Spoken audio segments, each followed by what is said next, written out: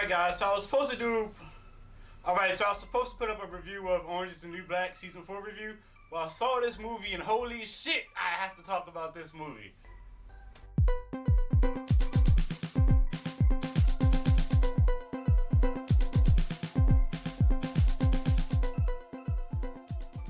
Hey guys, thank you for joining the quest again today. I'm your host Marquise Underwood and today we'll be reviewing The Neon Demon, which is directed by Nicholas Winding Refn and it stars Elle Fanning, and also get a brief appearance by Keanu Reeves. So this movie is kind of star-packed, but it's kind of some unfamiliar names in there too. And this movie right here was phenomenal. From the moment this movie started, I was really engaged into this movie. I mean, just the way it starts off, you kind of get a lot of foreshadowing and you learn everything you need to know just by the first shot of the movie. And that tells you everything about how good this movie is. Usually the first shot supposed to establish, what the movie's gonna be about, and they did a great job with that in this movie. Basically, the movie's about this girl who comes from like a small town. She goes to LA to be a model, and well, she makes it big and kind of surpasses her peers. So her peers don't like that and envy her, and so some things go down, and basically she's the it girl, and it's about how people are just jealous of that, pretty much. I don't really want to spoil it because I think it's the type of movie that you have to see it and understand what the hell is going on, because I can't really give the rest away just because it's part of the plot, but it's a really, really good movie, man. The story, is pretty good, honestly. It's not the best, but it's pretty good. I really feel like it touched on a lot of topics, whether it was, enviness, the value of people's opinions, what we view beauty as, the modeling industry, how we view, ourselves, how we, compare each other and stuff. I really felt like it touched on a lot of those themes. Also, masculinity in the model industry, about how, the males have like a male gaze kind of within the industry itself. So I really thought that was a phenomenal take on it too. The acting was great too.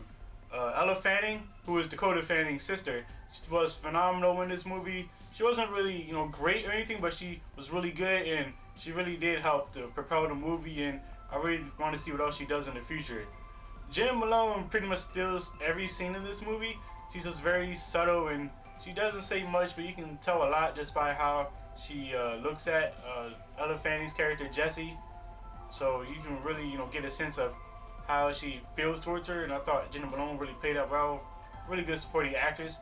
The other two actresses, I don't know their names, but they were good too, kind of on the same level as Elle Fanning, showing their enviness towards her character Jessie. So I really thought they were good. Keanu Reeves plays a creep pretty much, some weirdo, and he does a good job too. I wish, there was a little bit more of him. It's kind of like he showed up and then he just went away. I want to see more of him. Really felt like they could have pushed that forward, but the way they ended it too. The score was great. I'm a big fan of Cliff Martinez. He also worked with Nicholas Winding Refn on Drive and Only God Forgives, which are, two of, I guess you could say his best movies or so. So I really thought, the score was great. It really fit the theme of the movie. The score kind of gave me the feel of like a Blade Runner type of thing, but more glitz and glamours, kind of like a gaze, kind of like a facade or dreamlike atmosphere that's, within the model industry or scenes that were being used. So I really thought the score definitely fit this movie. The cinematography in this movie was great. This is hands down the best cinematography of the year. This deserves an Oscar, at least nomination, depending on what else comes out later in the year. This definitely deserves a nomination. And I mean, everything. The movie's primarily lit in a blue, purple, or reddish color for the most part. Each color representing something different. And I really felt like the cinematography was great. And it really fit the movie, really fit the mode. It was perfect, and I really want to talk about the themes of this movie. Like I said before, it tackles how we view ourselves, how others view us, how we compare each other, men's dominance over women in this field, and the definition of beauty and all that stuff. I really felt like this movie touched on a lot of topics that need to be touched on. Yes, all these topics have been touched on before, but I feel like this movie, really forces the viewer to face some aspects. And I really, really dug the way they did it. I really thought it was good and really genuine and honest. Like, a lot of people can't be this honest about the values that were reflected in this movie. I really felt like it tackled a lot of things that need to be tackled, and I really dug the things. I really felt like, you know, pretty much every scene in the movie has value except for maybe like two or three, which can be debatable depending on your observations and how you take it. But overall, I really feel like this is the type of movie that you should see. It's definitely the best movie of the year so far to me. I'm giving it an A plus, a 5 out of 5. The cinematography was great. The score complemented the film. The direction was great. The acting was great. The values and the themes that were talked about in here, they were great. You know, I think you should see this movie. I feel like a lot of people are going to pass by it and go see, Independence Day or something like that. Please see this movie. Yes, there is some graphic content in there that's not for everybody, and everybody's not going to be able to handle it, but it's definitely for you. So, have you seen The Neon Demon? If you have, comment below, and I want to know, what did you think of The Neon Demon?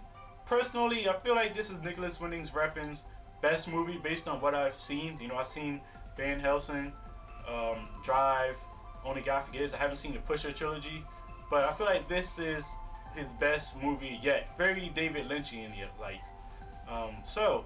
Did you like the movie? What did you think of it? Do you think that this is his best movie or one of his best? What did you think of the cinematography and score and the values and the acting that was done in the movie? If you're new, you want to hit the like button for this video. You want to hit the subscribe button for this channel and join the quest. Alright, so I'm starting to get to some spoilers here if you're still here. So if you haven't seen The Neon Demon, click away and come back after you've seen it and get my thoughts on this. I probably just do an analysis on this just because everything's just so rich and every scene has value and every color has meaning, as I said beforehand. I just want to get into that a little bit. So let's get into it. So basically, the three main colors that are shown are red, purple, and blue, or like a tinnish blue type thing. Personally, I was trying to figure out what the hell each color represented. It kind of felt like red represented, Ruby's character in a sense, but also the it factor. Ruby being red, and she's always wearing red. Her hair is red. She's kind of always in the background, so to say, for Jesse's character.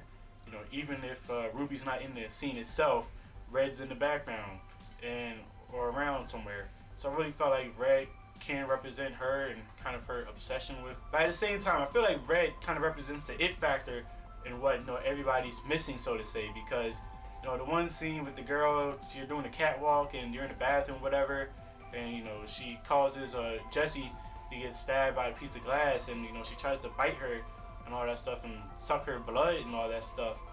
And also, at the end of the movie, the people they killed the girl, and pretty much, the girl cuts herself open saying that I can't have her inside me. Like, she just doesn't have it, so she can't force herself to have it, sort of, so she has to cut it out herself. So I kind of felt like that was cool. And even the chick that caused Jesse to get stabbed up, she ends up eating the eye, so maybe she has the it factor now because it's inside her and all that stuff. And even some other scenes where, like the diner scene where they're sitting at the red chairs and Jesse's with her boyfriend, whatever, and they're talking about beauty and all that stuff. And the casting director, or whatever the hell the guy is, the fashion guy, he's all like, he asked Jesse's boyfriend, like, what do you think of her? And he's like, she's fine. She's like, exactly, just fine. She doesn't have the true beauty. She doesn't have it. So I really feel like red kind of represents it.